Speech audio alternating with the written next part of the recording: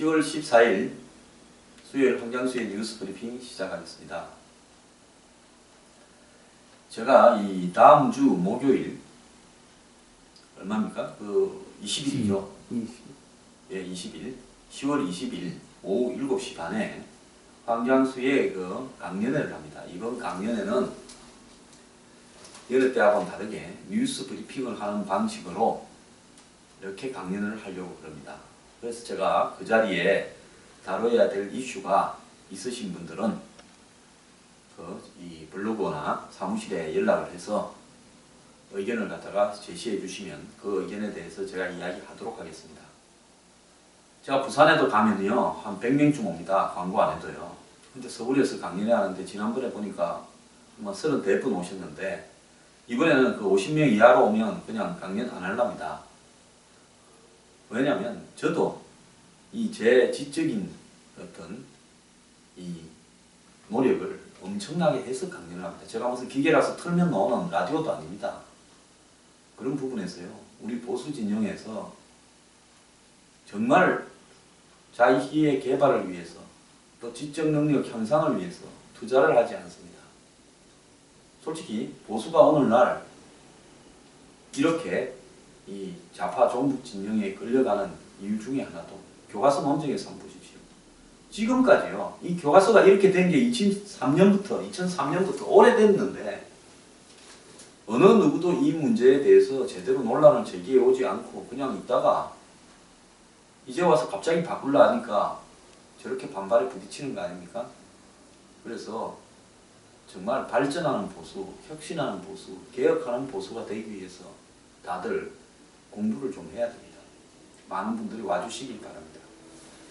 오늘 첫 번째는요, 이 교과서 문제 이야기 좀 하겠는데요. 자, 어제 국회에서, 지금도 국회가 열리고 있습니다. 친일 독재자의 딸의 쿠데타다. 자, 이 말은 뭐겠습니까? 역사 쿠데타다 이야기를 했습니다.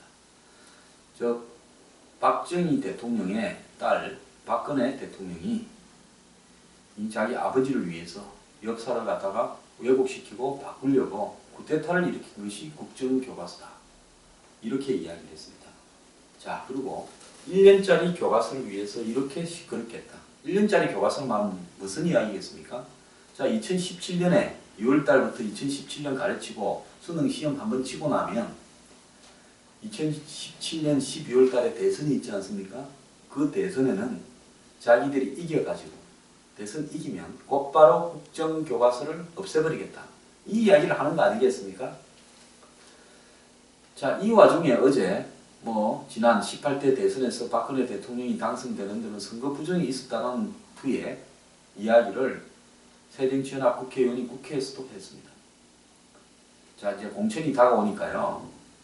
한마디로 공천 받으려고 하는 사람이 아주 발악을 합니다. 자, 어떤 말이든 할 수 있겠는데요. 진짜 중요한 것은 2017년 대선이요. 교과서 문제뿐만 아니라 모든 이념, 역사, 가치 문제를 다 얹어놓고 이기는 사람이 다 가져가는 winner takes it all 게임이다라는 것은 우리 국민들이 아셔야 됩니다. 저는 잘 됐다고 봅니다. 전부 다 얹어가 이긴 사람 마음대로 한번 그 다음에 5년을 한번 역사를 바꾸어 가는 거예요. 그래서 비겁하게요. 이번에는 보수 진영이 애매하게 야당의 전략을 차용하고 이러지 말고 당당하게 할 소리를 하고 보수에서 낼 수 있는 올바른 국민적 민생 요구를 담은 개혁안을 내고 그걸로 승부를 걸어야 된다라고 생각합니다. 자, 이제 오늘 이야기하고 싶은 것은요. 세상에서 제일 얄미운 사람은 뒤에서 숨어서 총을 쏘는 아군 진영입니다. 지금 국정교과서 이 파동이 벌어지고 있는 와중에 좌파 성향의 매체, 종북 매체들은 2013년에 여당의 싱크탱크 여의도 연구원이 교과서를 국정화하는 것은 자유민주주의에 어긋난다. 그래서 검증을 강화한 현재 방법이 맞다라고 한 여의도 연구원의 이 보고서를 가지고 자, 새누리당의 싱크탱크에서 그렇게 이야기했는데 대통령의 뜻을 가지고 이렇게 끌고 가냐고 이야기를 하고 있습니다. 그러면서 또 한편 이야기하는 것은 이명박 정부가 들어서서 2009년에 이 교과서, 국사 교과서의 집필 기준을 강화하는 쪽으로 해서 2011년 들어서 내용을 수정 보완하고 검증을 강화하는 쪽으로 틀은 것이 보수 정권에서 그러지 않았냐. 그렇게 해가지고 그 추세로 왔는데 왜 갑자기 보수 정권에서 했던 부분을 스스로 뒤집고 국정화로 가느냐. 이런 이야기도 합니다. 그래서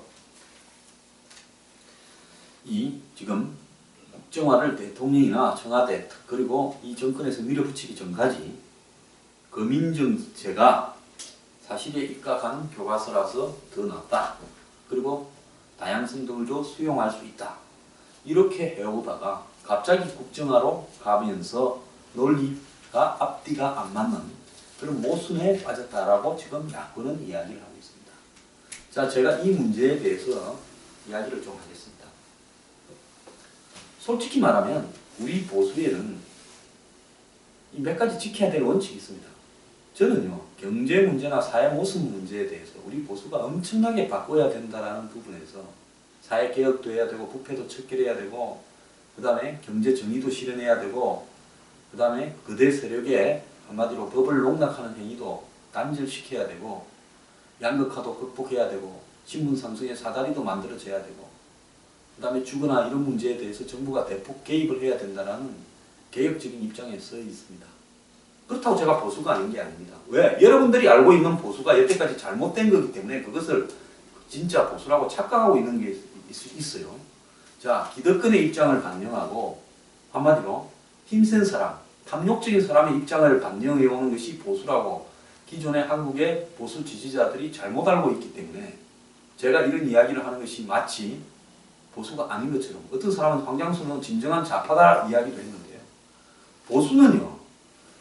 자신들이 처해 있는 위치와 관계없이 한마디로 사회를 갖다가 점진적으로 개혁시키기에 나가기 위해서 최선을 다하는 노블레스 오블리제 정신을 가진 그런 것이 보수의 핵심입니다. 센 사람이 계속 세게 잘 나가도록 하는 것이 보수는 아닙니다. 센 사람이 위에 있는 사람이 노블레스 할수록 사회적 의무를 지키면서 사회를 개혁시키기 위해서 더 노력하는 것이 보수입니다. 그런데 한국에는 상류 기득권층들이 자신들에게 주어진 사회적 의무를 지키면서 사회를 개혁시키려고 노력을 안 했지 않습니까? 저는 그걸 하자는 겁니다. 그런 문제에서는 제가 비판적이지만은 그 사회에서 보수로서 지켜야 될 원칙이 있습니다. 자, 교과서 문제, 이건 원칙입니다. 북한을 대응해서 우리의 안보를 지켜야 되는 문제, 원칙입니다. 미국 등 헬명과 동맹과 함께 우리가 굳건하게 외교 안보적으로 서로 간에 우위와 신뢰를 다져가는 것, 이것도 원칙입니다. 자, 사드 배치 이런 문제도 그런 원칙하에서 처리해야 되고 일본과의 관계도 그런 원칙하에서 처리해야 되고 중국과의 관계도 그런 원칙을 고려하면서 실용적으로 움직여 가야 된다는 것이 제 생각입니다. 제가 이런 문제에서 단 한 번도 보수의 이념 그리고 안보 이런 어떤 가치들을 갖다가 버린 적이 없습니다. 그렇기 때문에 새누리당이 한마디로 저는 여태까지 양아치 짓을 굉장히 많이 했습니다. 우리가요, 깡패를 이야기할 때 그래도 한량 건달이라 이야기하는 것과 양아치라고 이야기하는 부분에는 차이점이 있습니다. 깡패도 추구하는 목적이 있는 겁니다. 그래서 깡패도 없는 사람 손대지 않고 가난한 사람 돈 뜯지 않고 돈이 생기면 골고루 나눠가지고 그리고 깡패나 여자나 약자를 갖다가 패지를 않고 힘을 갖다가 함부대로 과시하지 않고 문신하고 다니지 않고 이런 것이 한량 건달입니다.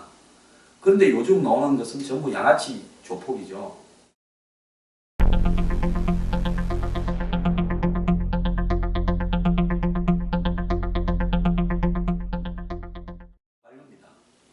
자, 관료는 영혼이 없는 집단이다 라고 누가 이야기를 했어요. 왜? 영혼이 있으면 아니 되옵니다 라고 하고 잘못 갈 때 저항을 하게 돼 있으니까 그럼 관료 못 해먹죠. 그래서 관료는 딱 엎드려서 복지부동에서 눈만 굴리는 복지 안동하는 그것이 영혼이 없는 관료입니다. 대한민국에는 관료 중에 대부분이 영혼이 없습니다. 장관도 영혼이 없어요. 이 정권 저 정권 붙어서 장관하는 사람이 한둘입니까? 솔직히 장관권쯤 되면 한 정권에서 충성을 바쳤으면 그 정권과 운명을 같이 해야 되는 게 인간적 상식이죠. 그런데 새누리당이 보수 정당으로서 자신이 지향하는 가치에 대한 조금의 확신도 없는 시류에 따라서 오른쪽 왼쪽으로 왔다 갔다 하면서 왼쪽으로 가는 부분이 마치 개혁적이고 뭔가 스마트하고 젊은 사람에 다가가고 시류에 영합하는 것 같고 멋있어 보여서 그런 짓거리를 해오지 않았습니까? 그러면요, 필요할 때 따라 이념적 가치를 우리는 언제든지 박앤세일 할 수 있는, 우리는 영혼이 없는 정당입니다 라고 하는 것이 맞죠. 새누리당이 과연 보수의 가치에 대해서 정확하게 이해하는 사람이 몇 명입니까? 그러면서 이런 어떤 부분들은 얼마든지 팔아먹어버리면서 그야말로 개혁해야 될 사회적 주요한 과제들은 과감하게 개혁해야 된다고 절대 이야기 안 합니다. 부동산 문제나 이런 문제요. 완전히 기득권 편을 들고 있는 게 정당이 새누리당 아닙니까? 그래서 저는 이런 여의도 연구원이 뭐 이런 걸 했다라고 야당이 조롱을 하는 그 형태가 벌어지고 있다고 생각합니다. 야당뿐만 아닙니다. 오늘 또 보수 언론이에요. 역사교과서 국정화, 대통령 설명 아직 부족하다. 대통령이 직접 설명을 해서 대통령이 어제 그 수석 비서관에 의해서 한마디 했지 않습니까? 대한민국 국민으로서 올바른 역사관을 가지고 가치관을 확립해 나라의 미래를 열어가도록 하는 것은 자라나는 세대들에게 우리가 필연적으로 해야 될 사명이다. 대한민국에 대한 확고한 역사관과 자긍심을 심어주는 노력을 우리가 하지 않으면 문화적으로도 역사적으로도 다른 나라의 지배를 받을 수도 있다. 그리고 역사 교육은 정쟁이나 이념 대립으로 국민을 가르고 학생들을 나눠서 안 된다. 정치권이 불필요한 논란으로 국론 분열을 일으키기보다는 올바른 역사 교육 정상화를 이루어 국민 통합의 계기가 될 수 있도록 노력해달라. 이래 이야기했으면 대통령 할 말 다 한 겁니다. 뭔 이야기를 대통령이 더 합니까? 자, 보수 언론들이요. 박근혜 정권 임기 내내 이걸 고민하고 이 문제를 밀어붙이지 마라 하는 보수 언론들의 속셈은 뭡니까? 제가 생각을 할 때는요. 궁극적으로 보수 언론들이 여기에 가지고 있는 속셈은 보수 언론들이라고 하지만 다 양다리 걸치고 있습니다. 박주신 문제에 대해서 보수 언론들이 나서서 규명하기보다는 오히려 그쪽 편을 들고 있는 거 아닙니까? 딱 솔직히 이야기해 봅시다. 진실이 규명 안 되도록 도와주고 있는 거 아닙니까? 그런 문제에서 봤을 때 대한민국의 보수 언론들은 한마디로 계속 10년, 100년 해먹는 것이 중요하지. 한국의 메이저 언론으로서 한국의 이념적 가치가 논란이 되면서 붙었을 때 여론적으로 이 자신들이 서야 될 지형이 좁아질까봐 우려하고 있는 겁니다. 만약에 국정교과서를 하는 것이 맞다라고 이쪽에 확실히 서게 되면 자, 신문을, 시청률을 호남에서도 얻어야 되고 야권 지지자나 중도 지지층에서도 얻어야 되지 않습니까? 자, 국정교과서 문제에서 보수 언론들이 국정교과서를 해야 된다는 데 서게 되면 그런 지역에서 언론 장사 해먹기가 일단 어려워지지 않겠습니까? 또 확실하게 박근혜 대통령을 패는 입장에 서게 됐을 때 다음에 정권이 바뀌거나 박근혜 대통령하고 반대하는 대책점에서 있는 여당의 인사가 대선 후보가 되거나 이랬을 때 박근혜 정권은 힘 실어주기 싫은 거 아닙니까? 자, 박 대통령이 보수 언론 뒤에 생각은 이면에는 이런 생각이 있을 겁니다. 자, 박 대통령이 이념적 가치를 앞에 세워서 보수 진영을 단합시켜가지고 보수 진영 내부에서 자신의 말을 듣지 않는 사람을 제거하고 이 문제를 앞에 세워서 새누리당을 전부 줄 세워서 공천에도 힘을 발휘하려고 한다. 그 보수 진영을 전체를 직결시키면 지지도가 좀 더 올라갈 거다. 이런 부분에 보수 언론이 좀 불만스러운 거 아닙니까? 제가 과거 방송할 때 그런 이야기들 많이 들었습니다. 그냥 뭐 그런 이야기는 안 할게요. 사람이 들은 이야기 어디 가서 옮기던 거는 사람이 아니니까요. 그래서 보수 언론이 반대하는 속성은 그런 데 있는 겁니다. 그 다음에요. 어제 뭐 여의도에서 새정치연합이 자기 당사 앞에서 국정교과서 반대하는 장외 세일을 하고 있으니까 보수단체 회원들이 가서 충돌이 좀 있었다는데 또 등장했습니다. 아줌마 한 명 등장해서 옛날에 안산의 세월호 현장에서 박근혜 대통령과 악수하던 아줌마가 또 나타났다. 제가요 광화문 앞에 세월호 시장에 가서 본 사람이나 옛날에 광우병 시위 본 사람이나 예? 그 사람들이 또 원탁 회의에서 새정치연합 예? 지도부와 또 뭐 지난 총선 대선 때 앉았던 모습을 본 거나 뭐 옛날 좀 더 거슬러 올라가면 십몇 년 전에 효선 미선 장갑차 사건 범대에서 본 사람들이랑 다 똑같은 사람들입니다. 아니 자기들은 맨날 똑같은 사람들이 십몇 년째 길거리에서 정당에서 공천심사위원회에서 맨날 돌아가면서 다 보이면서 보수 진영의 특정한 아줌마가 예? 세월호 안산 체육관에 보였다가 지금 저 앞에 나왔다. 그래 하고 싶은 말이 뭡니까? 박근혜 대통령이 악수할 때 그 아줌마 보고 앞으로 모든 시위 현장에 나가가지고 야당의 뭐 대표가 시위하고 있으면 거기 가서 욕설하라고 시켰다고 이야기를 하고 싶은 겁니까? 안 그러면 거기에 무슨 정부기관이 돈을 대줬다고 이야기를 하고 싶은 겁니까? 말을 하려면요 어설프게 하지 말고 정확하게 하세요. 책임질 수 있는 말을 사실 근거를 가지고요. 좌파 매체가요 한편으로는 박근혜 대통령이 부친의 명예 회복에 집착하다가 길을 잃었다 이렇게 제목을 달고 있는데 다른 한편으로는 교과서 싸움에 수단이 없다. 야당 벌써부터 패배주의다. 실토하고 있습니다. 국정교과서 문제에 길거리로 나가서 강경한 목소리만 내지 어떻게 이 싸움을 이길 수 있을 건가 자신이 없는 겁니다. 제가 이야기를 하지 않습니까? 이 문제는 토론을 하면 할수록 야당을 올가매는 올무 역할을 할 거랍니다. 야당은 올무에 걸렸어요.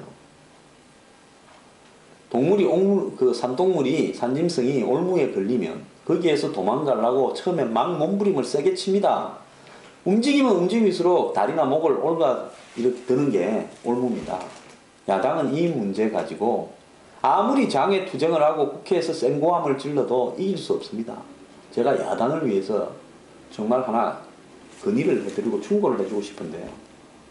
이 문제에서 그냥 결의안이나 좀 채택하고 해임 결의안 하나 내고 그리고 대통령 욕이나 좀 하다가 한 보름쯤 뒤에 조용히 빠지세요. 이 문제를 가지고 총선 대선까지 가면 야당 집니다. 꼬우면요 다음 대선에서 이겨가지고 국민을 위한 좋은 정책을 내어서 그리고 이런 이념이나 가치적 문제에 몰두하지 말고요.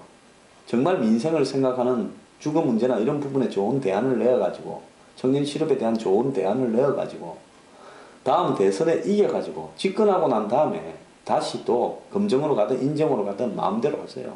1년짜리라고 이야기를 하지 않습니까? 그런데 뭔 걱정을 합니까? 야, 1년 이렇게 한번 해보다 보면 반작용이 커서 야당이 이길 수도 있겠죠. 야당 말대로 그렇게 잘못된 거라면요. 그러니까 그냥 조용히 물러나는 게 이 일에서 수렁에 안 빠지는 길입니다.